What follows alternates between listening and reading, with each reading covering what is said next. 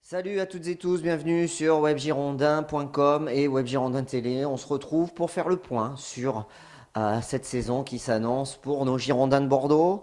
Alors, bienvenue sur Webgirondin pour cette nouvelle saison. On va essayer de cette année de vous faire vivre au plus près la saison des Girondins pour qu'on puisse partager ensemble notre passion. Donc, on sera au plus près du club comme un média.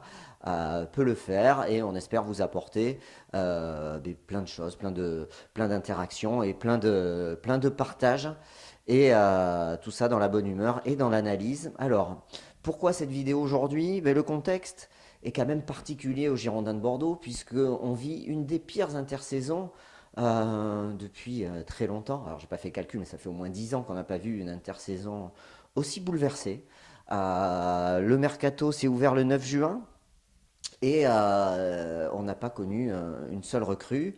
Donc on va regarder ensemble pour faire le point sur la situation du club à date, aujourd'hui, le 17 juillet 2018, et essayer de comprendre, ouvrir le débat, ouvrir la discussion pour qu'on puisse ensuite essayer d'appréhender ce qui se passe au Girondins de Bordeaux.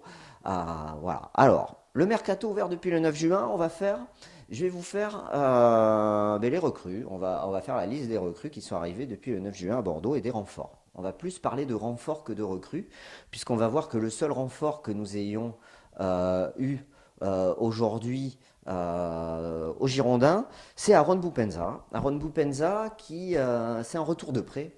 On ne peut pas appeler ça une recrue, hein. Alors, on va appeler ça un renfort.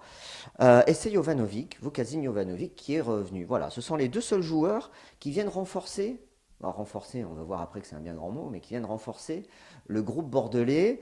Le premier a joué à Pau l'année dernière, il a marqué 13 buts, il a fait plutôt une saison encourageante, mais Gustavo Poyet a décidé de ne pas l'amener en stage de préparation à Vichy, un stage qui est terminé d'ailleurs. Il ne l'a pas convié et il est placé naturellement sur la liste des transferts. Puisque s'il ne fait pas la préparation, à moins qu'il arrive à prouver qu'il mérite de réintégrer le groupe, ça ne sera pas le cas. Et le second, c'est un attaquant, hein, Aaron Boupendza. Et le second, c'est Vukasin Jovanovic, qui est un défenseur central, tout le monde le sait, qui avait été prêté à Eibar au mois de janvier dernier et qui est revenu cet été à Bordeaux et qui a eu un prêt avorté, le club a annoncé son prêt à Antalyaspor, le club turc, mais malheureusement, on a vu qu'hier, il est revenu, alors malheureusement ou pas, hein, tout dépend à quel point de vue on se place, il est revenu à Bordeaux puisque son prêt n'a pas été validé. Donc voilà, ce sont les deux renforts par rapport au groupe de l'année dernière. Et là, on appelle ça un renfort, mais ce sont des joueurs sous contrat qui sont encore dans le groupe et dont l'entraîneur ne compte pas dessus, puisque le premier a été placé sur la liste des transferts, donc là c'était en prêt, c'était avorté, et le second, il n'est pas convié pour se préparer avec le groupe. Voilà, donc là maintenant, on va regarder la liste des départs, des joueurs qui ne sont plus au Girondins ou qui ont été prêtés et qui ne vont pas faire partie du groupe cette saison. Donc on a Soalio Maïté, qui est reparti à Monaco et qui a été transféré définitivement au Torino, donc qui était milieu de terrain et qui a compté dans la remontada la saison dernière, pardon, puisqu'il était avec un petit passage à vide, il a quand même fini titulaire sur les derniers matchs de la saison. On a Martin Braithwaite, qui n'est plus girondin, qui est reparti à Middlesbrough. On a Diego Roland, attaquant. Alors lui, c'est un petit peu le flou aussi qui règne autour de la situation de Diego Roland. Qui a fait le début de préparation avec les Girondins, un peu contraint, et qui finalement a été à la Couronne, qui a été transféré, nous le pensons, à la Corogne pour 6 millions d'euros, mais on attend encore l'officialisation des Girondins de Bordeaux. Donc il ne fait plus partie du club, a priori. Daniel Mancini, milieu de terrain, qui a été prêté à la JOCR. Paul Bernardoni, qui a été prêté à Nîmes, donc le meilleur gardien de Ligue 2, qui est prêté au Nîmes Olympique, qui est promu en Ligue 1 cette saison. On a Diego Contento qui a quitté le club, libre, et qui a signé à Düsseldorf en Bundesliga. Et on a Olivier Verdon, défenseur central, qui est parti libre et qui a signé au FC Sochaux.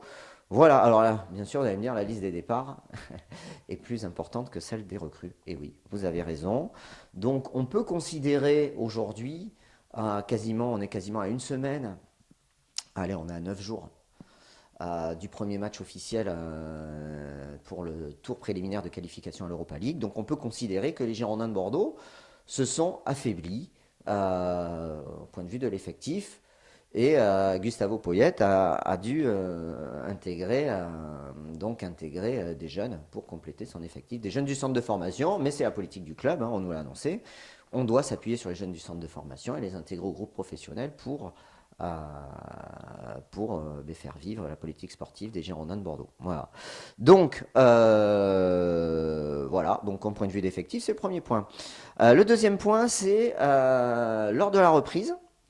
On a vu le 29 juin Nicolas de Taverneau qui était là, avec Stéphane Martin et Joe Dagrossa. Alors Joe Dagrossa, pour ceux qui n'ont pas suivi, c'est le personnage, l'américain, l'homme d'affaires américain qui représente le fonds d'investissement du GACP, fonds d'investissement qui est la structure la plus à même de racheter les Girondins de Bordeaux et qui est toujours en négociation pour le rachat des Girondins de Bordeaux.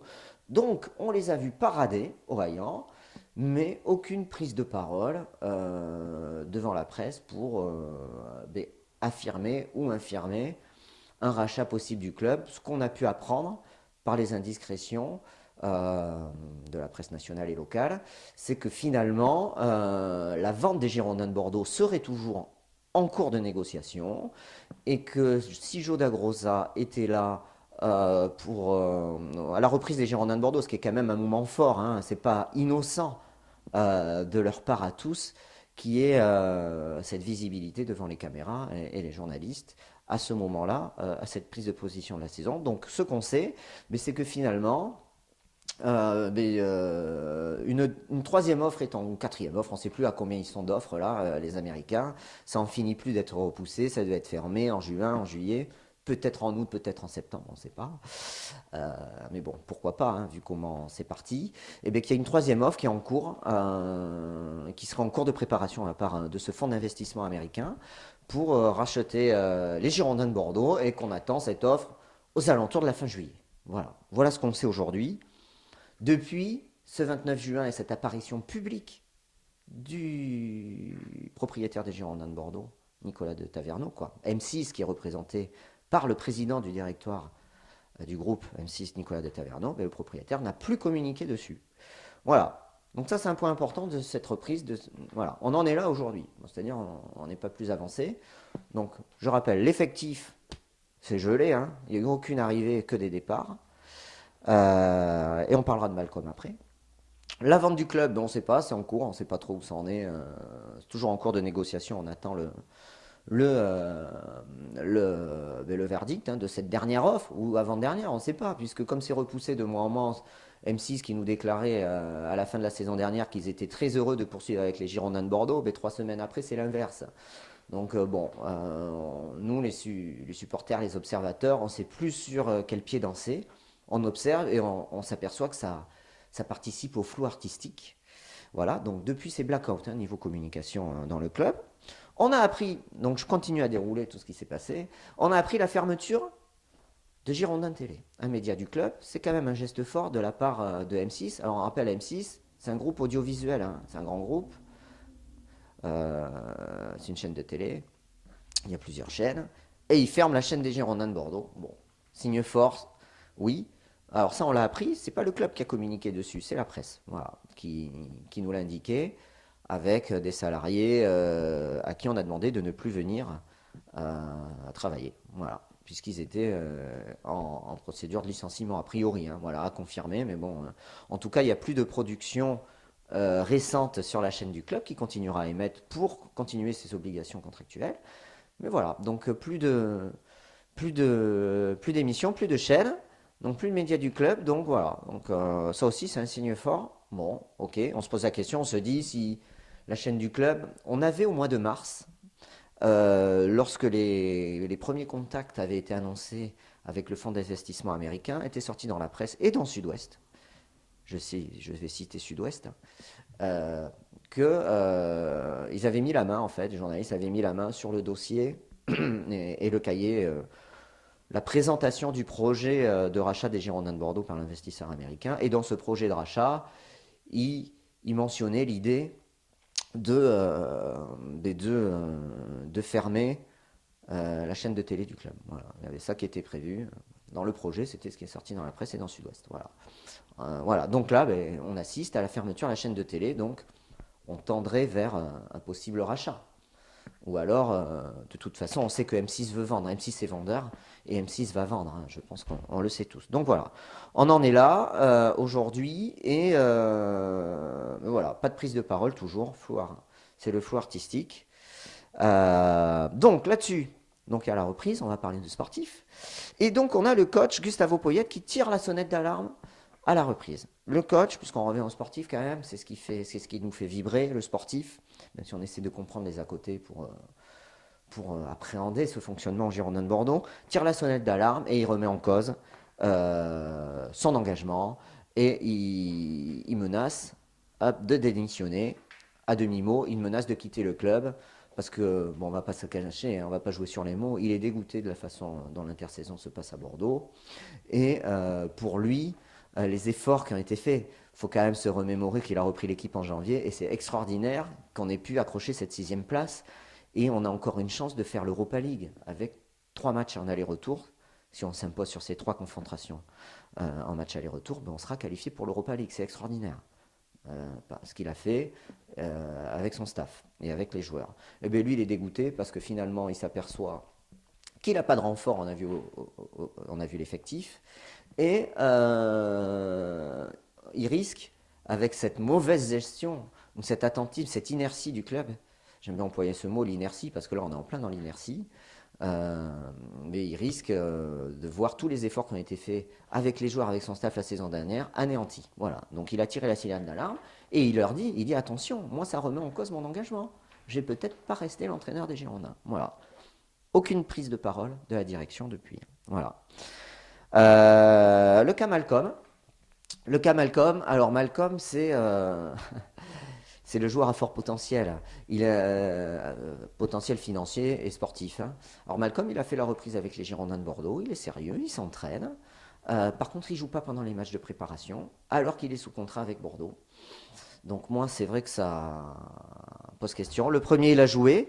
Le deuxième, il n'a pas joué. Il a été mis sur le banc de touche. Il est resté là. On s'est dit, est-ce qu'il va être vendu? Est-ce qu'il va pas être vendu? Voilà. En tout cas, Malcolm, aujourd'hui, bon, on ne l'utilise pas. On ne le vend pas, mais on ne l'utilise pas. Donc on n'arrive pas à le vendre, à tirer profit de ce qu'il pourra apporter et débloquer peut-être le mercato des Girondins. Et on a l'impression, parce qu'au dernier match amical, il n'était pas aligné, on a l'impression qu'on ne veut pas l'utiliser parce qu'on a peur de le blesser. Alors, moi, je ne comprends pas, quoi. Donc ça veut dire que si Malcolm, il est encore dans l'effectif le 26 juillet, il ne va pas jouer pour nous aider à passer le tour préliminaire d'Europa League. Ça veut dire ça? Non, mais si c'est ça, c'est scandaleux. Moi, je ne comprendrais pas qu'on se passe de notre meilleure arme, de notre meilleur joueur, alors qu'on n'a pas de renfort, pour passer ce tour préliminaire. Si on s'en passe, c'est qu'il doit être vendu, sinon il doit jouer. Il faut arrêter de sacrifier le côté sportif, puisque là, on est vraiment, après tout ce que j'ai énuméré, dans le sacrifice et on a gelé complètement ce qui pouvait se passer au niveau du sportif. Et c'est pas Nicolas de Taverneau qui a déclaré le contraire dans un petit filet dans l'équipe il y a 10 jours pour répondre à Gustavo Poyet. Mais alors c'est pas une grosse prise de parole. Il a dit pas du tout que Bordeaux pouvait recruter. Écoutez, on attend qu'il y ait des recrues, on attend. Moi j'attends et pour l'instant on voit rien venir. Donc les faits, pour l'instant, donnent raison au coach. Donne raison. Il fait un constat le coach. Et moi je fais le même constat aujourd'hui. Bordeaux, tout est gelé côté arrivée, côté Bordeaux. Tant que la vente ne sera pas faite, il n'y aura rien de fait. Et Malcolm est un enjeu important pour la vente des Girondins de Bordeaux. Et je trouve regrettable, ça peut se comprendre, qu'on ne veuille pas le blesser et qu'on se dise il vaut 40 millions d'euros, c'est beaucoup d'argent, on ne veut pas le blesser, un match de préparation. Oui, mais alors c'est encore au détriment du sportif. On verra. On verra s'il sera aligné. Donc là, Malcolm, pour l'instant, c'est le point mort. Il y a eu des contacts avec l'Inter Milan, mais pour l'instant, on en est au point zéro pour Malcolm. Et en plus, on se prive de ses services. On risque de se priver de ses services, mais je ne l'espère pas pour le match d'Europa League, de tour préliminaire d'Europa League, le 26 juillet prochain. Voilà, sur l'effectif, après, il y a Sabali qui va peut-être partir, qui est en contact avec le Napoli. Alors vous irez lire sur Web Girondin, sur le site, ce qu'on a publié dessus. Bordeaux a dit qu'il ne voulait pas le vendre. Ça nous rassure un petit peu. Ça nous rassure. qui veuillent pas le vendre. Mais aujourd'hui, moi, la question que je pose, après ce déroulé des faits, ce sont des faits hein, finalement, c'est est-ce qu'il y a encore un pilote dans l'avion des Girondins aujourd'hui? Y a-t-il un pilote qui puisse nous indiquer quel cap les Girondins vont suivre? Alors aujourd'hui, il y a des campagnes d'abonnement, il y a plusieurs milliers d'abonnés aux Girondins de Bordeaux. Mais qu'est-ce qu'ils font? Qu'est-ce qu'il faut s'abonner? Il ne faut pas s'abonner? Qu'est-ce qu'on fait? Quelle équipe allons-nous avoir? Euh, Est-ce que finalement, on ne va pas jouer l'Europe et on va se faire sortir lamentablement comme face à Vidéoton l'année dernière? Parce qu'on n'aura pas su renforcer notre effectif et se préparer. Là-dessus, moi je suis assez confiant pour le premier match parce que j'ai l'impression que Gustavo Poyet fait ce qu'il faut, malgré tout, malgré cette incertitude qui règne et cette ambiance un peu bizarre aux Girondins de Bordeaux. Mais le coach, il reste concentré sur le sportif, d'après ce que nous pouvons observer. Et deux matchs amicaux, on ne les a pas perdus. Certes, c'était des équipes de niveau inférieur, mais pour l'instant, les résultats sont là. Ils se préparent. On ne va pas non plus affronter une très grosse équipe avec ce tour préliminaire. Voilà, donc il y a un match de préparation face à Saint-Étienne, mais c'est demain, mercredi. Donc bon, on verra, on en apprendra peut-être un peu plus. Voilà, et on attend aussi les nouveaux maillots des Girondins de Bordeaux. Voilà, est-ce qu'ils vont sortir? Comment? Est-ce qu'il y aura une conférence de presse? On a l'impression vraiment qu'il n'y a pas de ligne directrice aux Girondins de Bordeaux et qu'on attend. On attend de se faire manger sur le plan sportif et peut-être financier. Voilà. Allez, donnez vos avis. C'était les faits, voilà, au 17 juillet sur la situation des Girondins de Bordeaux. Allez, salut et à bientôt sur le site.